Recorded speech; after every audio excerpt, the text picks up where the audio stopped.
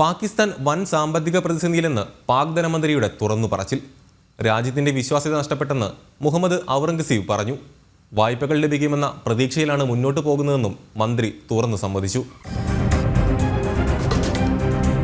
സാമ്പത്തിക സ്ഥിതിയിൽ വളരെ പരിതാപകരമായ സാഹചര്യത്തിലൂടെയാണ് പാകിസ്ഥാൻ കടന്നുപോകുന്നത്. രാജ്യം വൻ സാമ്പത്തിക പ്രതിസന്ധിയിലാണെന്നാണ് പാക് ധനമന്ത്രി മുഹമ്മദ് ഔറംഗസീബ് തുറന്നു സമ്മതിച്ചത്. സാമ്പത്തിക സ്ഥിരത കൈവരിക്കാൻ പാടുപെടുകയാണ്. രാജ്യത്തിന്റെ വിശ്വാസ്യത നഷ്ടപ്പെട്ടു. അതിനെ വളർത്തിയെടുക്കണമെങ്കിൽ അടിയന്തര സാമ്പത്തിക പരിഷ്കാരങ്ങൾ ആവശ്യമാണെന്നും ഔറംഗസീബ് വ്യക്തമാക്കുന്നു. പാകിസ്ഥാനിൽ സംഘടിപ്പിച്ച സെനറ്റ് കാലാവസ്ഥാ വ്യതിയാന സമിതിയിൽ സംസാരിക്കുമ്പോഴാണ് മന്ത്രിയുടെ പരാമർശം. ഏഷ്യൻ ഡെവലപ്മെന്റ് ബാങ്കിൽ നിന്നും $500 മില്യൺ വായ്പ അനുവദിച്ചിട്ടുണ്ട്.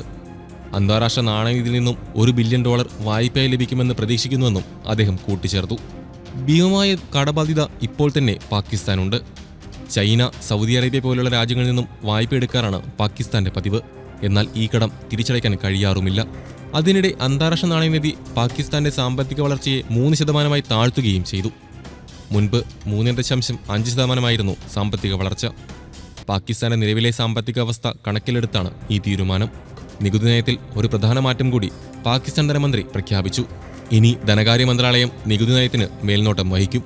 ഫെഡറൽ ബോർഡ് ഓഫ് റവന്യൂ നികുതി പിരിവിൽ മാത്രം ശ്രദ്ധ കേന്ദ്രീകരിക്കുമെന്നും അദ്ദേഹം പറഞ്ഞു. രാജ്യം ഇത്രത്തോളം പ്രതിസന്ധിയിലൂടെ കടന്നുപോകുന്ന സാഹചര്യത്തിലാണ് ധനമന്ത്രിയുടെ തുറന്നു പറച്ചിലെന്നതും ശ്രദ്ധേയമാണ്.